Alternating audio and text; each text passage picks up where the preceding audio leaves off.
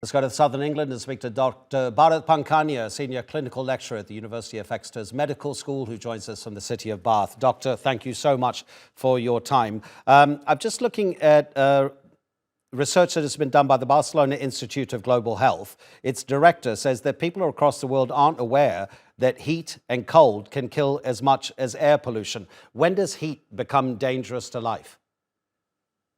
So heat can become very dangerous to life, as can cold, whenever you are unable to maintain your body's temperature. So if you have excess heat outside and you allow yourself to get heated up so much that your body's own internal system, internal regulatory system, we call it thermoregulation, stops to function properly. And these things can happen very, very, very quickly. So my advice, Adnan, always is never get to that spot whereby your thermoregulation is now not working and in fact is starting to work against you. And how do you regulate body temperature? I mean, we've been told that don't drink coffee. I mean, it's a diuretic, obviously, therefore you're going to be losing liquid if you take a diuretic. But are hot drinks necessarily bad? Can people drink almost anything apart from diuretics like coffee?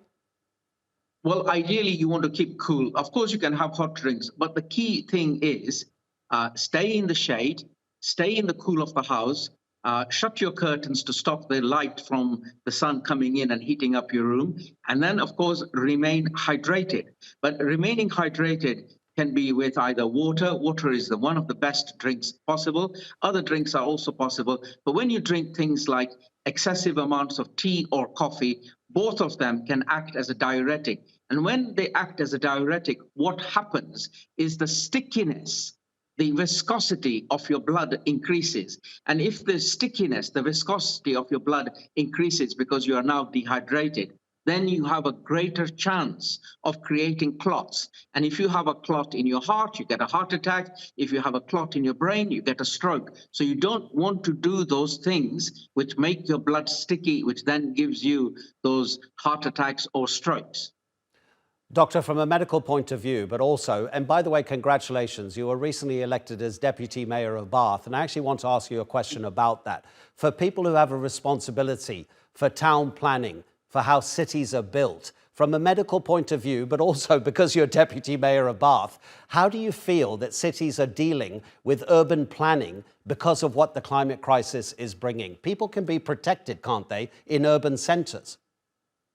Absolutely, and thank you for asking that question, Adnan, and thank you for your congratulations. So before I became Deputy Mayor, as a public health expert, we have always been talking about the cooling of cities. We have to cool our cities. And one very good, effective, cheap way to cool our cities is to plant more trees. And when you plant those trees, they reduce pollution, they create that cooling ambience, and they also, with this climate change, global warming, have multiple benefits. So simple things like cooling. The other thing is reducing the use of these excessive amounts of reflective glass, because once on the one hand you may have a beautiful building with glass and steel, on the other hand they're reflecting light onto other buildings and heating it up. So essentially, plant lots of trees and you'll be in a better place. And also we can use creative creations of water.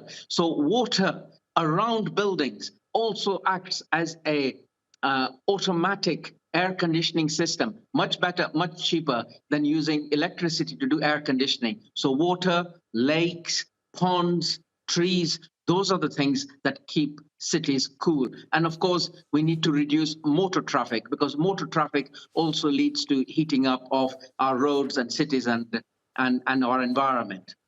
Dr. Bharat Pankhania, you know, we always appreciate your contribution so very much indeed. Thank you. Thank you. You're welcome.